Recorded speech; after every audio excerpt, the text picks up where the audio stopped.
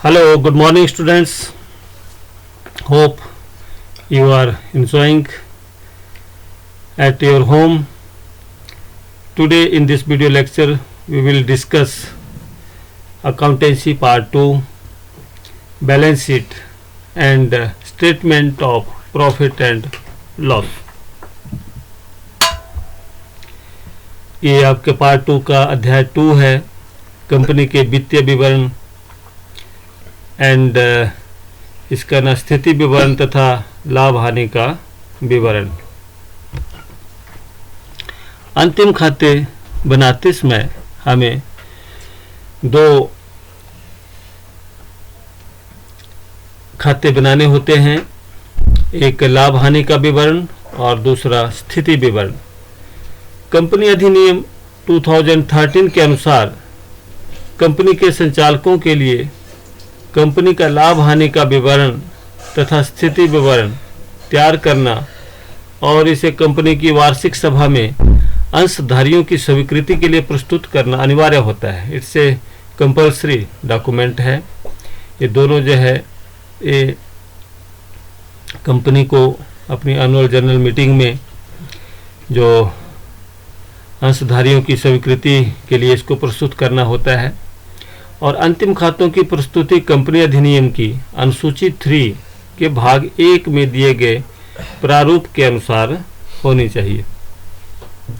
अभी जो कंपनी के स्थिति विवरण को बनाने संबंधी जो सामान्य निर्देश हैं उसमें चालू संपत्तियां, करंट एसेट्स, ऐसी संपत्तियां जो स्थिति विवरण तैयार करने की तिथि के 12 माह के अंदर इसके वसूल होने की संभावना हो, उनको हम करंट एसेट्स जो है वो कहते हैं। और इसमें वही मदें जो मुख्यतः व्यवसाय करने के लिए रखी गई हों। दूसरा है संचालन चक्र। संचालन चक्र में यह वह समय अवधि है जो किसी संपत्ति के क्रय करने और इसके नगद अथवा नगद तुल्य में परिवर्तित होने के बीच की अवधि है। चालू दायित्व, ऐसे दायित्व करंट लायबिलिटीज में जिनकी स्थिति विवरण तैयार करने की तिथि के 12 माह के अंदर इसके भुगतान किए जाने की संभावना हो। जैसे कोई आपके पास जो प्रारूप आप एनुअल जनरल मीटिंग में कोई कंपनी रख रही है तो जो उसके करंट लायबिलिटीज होंगी वो ऐसी लायबिलिटी होनी चाहिए जिनको भुगतान करने का जो समय है वो विद इन 12 मंथ्स के अंदर हो।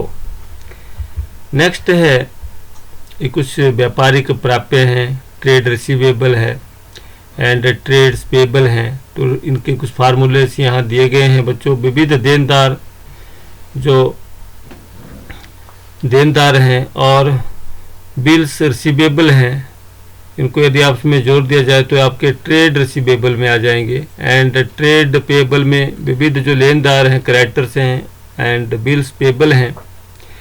एंड लाभ हानि विवरण का डेबिट शेष और विविध व्यय, निर्गमन व्यय, अंश ऋण पत्रों के निर्गमन पर कटौती, प्रारंभिक व्यय इत्यादि को स्थिति विवरण के संपत्ति पक्ष की ओर असमाप्त व्ययों के रूप में अन्य चालू और गैर चालू संपत्ति शीर्षक के अंतर्गत दिखाया जाता है। नेक्स्ट है स्थिति विवरण। कंपनी अधिनियम 2013 की अनुसूची 3 के प्रथम भाग में दिए गए प्रारूप के अनुसार ही बनाई जानी चाहिए। इस शेड्यूल 3 है जो कंपनी एक्ट 2013 में अमेंड हुआ है। इसमें आप जो बैलेंस शीट बनाएंगे इस शेड्यूल में इस प्रारूप में आपका होना चाहिए। ये यहाँ पर ये दिया गया है, फॉर्मेट दिया गया है और इस फॉर्मेट में ये फॉर्मेट आपके पास है बैलेंस शीट का। बैलेंस शीट में सबसे पहले आपके पास इक्विटी एंड लायबिलिटी आएगी एंड इसमें शेयर होल्डर्स फंड है, शेयर कैपिटल है, रिजर्व एंड सरप्लस है, money received against share warrants and share application money pending allotment, non current liabilities, long term borrowings, deferred tax liabilities, other long term liabilities, long term provisions, current liabilities, short term, ये सारे जो है equity and liabilities के अंतर्गत आते हैं। And B part में इसके ट्रेड पेबल्स हैं। ये आगे जब हम क्वेश्चन करेंगे तो बच्चे इसको और अच्छे से समझ पाएंगे। नेक्स्ट इसका दूसरे भाग में नॉन करंट एसेट्स, और ये पीछे क्या था, equity and liability, and this is non current assets. That is non current assets क्या होती है, जिसमें जैसे टेंजिबल एसेट्स है, इंटेंजिबल एसेट्स है, कैपिटल वर्क इन प्रोग्रेस है, नॉन करंट इन्वेस्टमेंट्स है। सारे जो आइटम्स हैं हम इसको डिस्कस करेंगे आगे जब आपके पास क्वेश्चन लेंगे। यहाँ आपको इस प्रारूप को देख सकते हैं। नेक्स्ट स्थिति विवरण की विभिन्न मदों की व्याख्या। बैलेंस शीट के बीच में जो टर्म्स आएंगी वो कौन कौन सी हैं। नंबर 1 है समता एवं दायित्व, equity and liability and assets. तो समता एवं दायित्वों के विभिन्न मदें हैं। इसमें 4 मुख्य मदों को शामिल किया है। नंबर 1 है अंशधारी कोष, शेयर होल्डर्स फंड। तो अंश पूंजी में अधिकृत पूंजी, निर्गमित पूंजी, प्रार्थित एवं आंशिक पूंजी, प्रति अंश का समूल्य, अदत्त याचनाएं, हरण किए गए अंश इत्यादि इसमें आते हैं।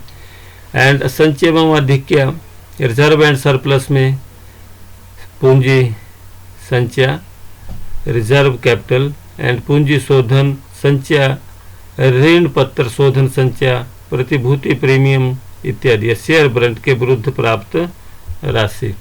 ओके, अंश आवेदन राशि जब तक आवंटन ना हो, शेयर एप्लीकेशन मनी जब तक वो अलॉट नहीं है, ये इसी में आएगा स्थिति विवरण की विभिन्न मदों के अंतर्गत। ओके, एंड नंबर 3 गैर चालू दायित्व, नॉन करंट लायबिलिटीज में दीर्घकालीन ऋण, जो गैर चालू दायित्व हैं लंबे समय के लिए।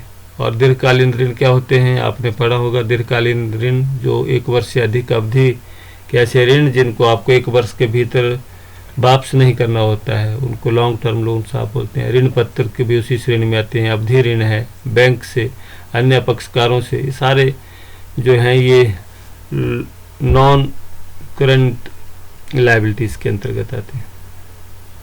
इसका भुगतान 12 महीने की अवधि के बाद देय है। अन्य दीर्घकालीन ऋण व्यापारिक देयते जब यह 12 माह से अधिक अवधि के बाद देय हो।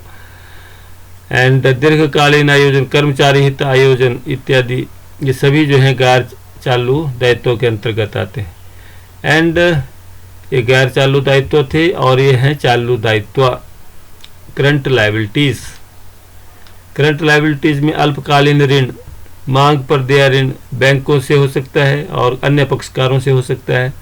नंबर 2 है जमा, अन्य ऋण एवं अग्रिम, व्यापारिक देयतें, अन्य चालू दायित्व। अन्य चालू दायित्व में क्या है, ऋणों पर अदत्त एवं देय ब्याज, ऋणों पर अदत्त ब्याज परंतु देय नहीं, ना चुकाया गया लाभांश, अग्रिम प्राप्त आय इत्यादि। एंड अल्पकालीन आयोजन, कर्मचारी कल्याण आयोजन, कर आयोजन, ह्रास के लिए आयोजन एंड संदिग्ध ऋणों के लिए आयोजन। संपत्तियों की व्याख्या। एसेट्स क्या है, गैर चालू संपत्तियां हो सकती हैं, चालू संपत्तियां हैं, स्थायी संपत्तियां हैं। स्थायी संपत्तियों में मूर्त संपत्तियां, उसमें भूमि, भवन, संयंत्र, मशीनरीज एंड उपकरण, फर्नीचर, साज सज्जा, वाहन, कार्यालय उपकरण, अमूर्त संपत्तियां इत्यादि। एंड पूंजीगत कार्य जो प्रकृति पर है, प्रगति पर है, पूंजीगत। गैर चालू विनियोग, विनियोग संपत्ति, समता विनियोग, पूर्वाधिकार अंशों में विनियोग, म्यूचुअल कोषों में विनियोग, साझेदारी फर्म में विनियोग इत्यादि। स्थगित कर संपत्ति में वो संपत्तियां आती हैं जो उसमें उत्पन्न होती है जब लेखांकन आय कर योग्य आय से कम होती है। दीर्घकालीन ऋण एवं अग्रिम, पूंजीगत अग्रिम, जमानती जमा, अन्य ऋण एवं अग्रिम, अन्य गैर चालू संपत्तियां, दीर्घकालीन व्यापारिक प्राप्य और अन्य, ये आपके पास थे। तो चालू विनियोग नेक्स्ट है आपके पास, चालू विनियोग। समता पत्रों में विनियोग, इन्वेस्टमेंट। चालू विनियोग में करंट इन्वेस्टमेंट आप किस में कर सकते हैं, समता पत्रों में, पूर्वाधिकार अंशों में, म्यूचुअल फंड्स में, साझेदारी पार्टनरशिप में एंड और कोई है। ओके, एंड स्टॉक, कच्चा माल, अर्धनिर्मित माल, निर्मित माल, व्यापारिक रहतिया ट्रेडिंग स्टॉक जो आपके पास है, छोटे औजार हैं, ये सारे आपके पास स्कंद में स्टॉक में आते हैं। एंड व्यापारिक प्राप्यताएं ट्रेड रिसीवेबल में आपके पास जो विभिन्न देनदार हैं, डेटर्स हैं, बिल्स रिसीवेबल हैं, ये सभी व्यापारिक ट्रेड रिसीवेबल्स में आते हैं। नगद जो है, नगद या नगद के तुल्य, कैश एंड कैश इक्विवेलेंट्स, बैंकों में शेष बैलेंस, कंपनी के पास चेक, नगद शेष इत्यादि। अल्पकालीन ऋण एवं अग्रिम, संबंधित पक्षकारों को ऋण एवं अग्रिम में आपने दिया। डूबते एवं संदिग्ध ऋण के लिए आयोजन, अन्य चालू। नेक्स्ट है लाभ हानि का विवरण, प्रॉफिट एंड लॉस अकाउंट। ये जो बनाया जाता है बच्चों, ये अनुसूची 3 के भाग 2 के अंतर्गत कंपनी एक्ट 2013 के अनुसार लाभ और हानि के विवरण की विषय सामग्री का स्पष्टीकरण। इसमें आप संचालन क्रियाओं से जो आय प्राप्त होती है, इसका प्रयोग कंपनी के द्वारा अपनी व्यावसायिक क्रियाओं से अर्जित आय से है। माल के विक्रय से आगम प्राप्ति, अन्य संचालन क्रियाओं से आगम प्राप्ति, सेवाओं के विक्रय से आगम प्राप्ति, और अन्य आय ब्याज की आय है, लाभांश की आय है, निवेश के विक्रय से शुद्ध लाभ हानि है, निवेशीय संपत्तियों से किराया है, व्यापारिक विविधताओं से प्राप्तियां और हानियां हैं इत्यादि। This is the format of profit and loss statement for the year. किसी भी एक वित्तीय वर्ष के लिए आपको बनाना है तो इसमें revenue from operations, other incomes इत्यादि ये सारी मदें जो है यहाँ पर दी गई हैं। हम इनको आगे एग्जाम्पल की सहायता से जो जो इसमें आएंगी वो डिस्कस करेंगे। नेक्स्ट है व्यय। जो एक्सपेंसेस हैं वो 2 प्रकार के होते हैं, प्रत्यक्ष और अप्रत्यक्ष। तो प्रत्यक्ष प्रयुक्त सामग्री की लागत में क्या क्या, कच्चा माल में, पैकिंग में, श्रम में इत्यादि जो है खर्चा जो होता है व्यय के अंतर्गत आता है। व्यापारिक रहतिये का क्रय, व्यापारिक रहतिये में परिवर्तन, कर्मचारी हित व्यय, वेतन, मजदूरी, भविष्य निधि, कर्मचारी कल्याण व्यय, बोनस, बहुत सारी आइटम्स हैं जो एक्सपेंसेस के अंतर्गत आती हैं।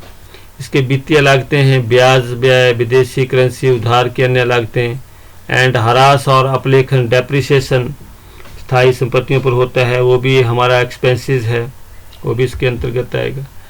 और अन्य व्यय के अंतर्गत विक्रय और विपणन व्यय, प्रशासनिक व्यय, अपवाद मदें हैं, संस्था की क्रियाओं का पुनर्गठन, स्थायी संपत्तियों का विक्रय, दीर्घकालीन मुकदमों का निपटारा, प्रावधानों का विपरीत होना, एंड नेक्स्ट साधारण मदें। तो इस प्रकार से बच्चों आपने देखा हमारे पास जो बैलेंस शीट जो हमें एनुअल जनरल मीटिंग में अपने अंशधारियों को या जो लोग जो इसमें इंटरेस्टेड होते हैं उनको देनी होती हैं बैलेंस शीट और प्रॉफिट एंड लॉस अकाउंट।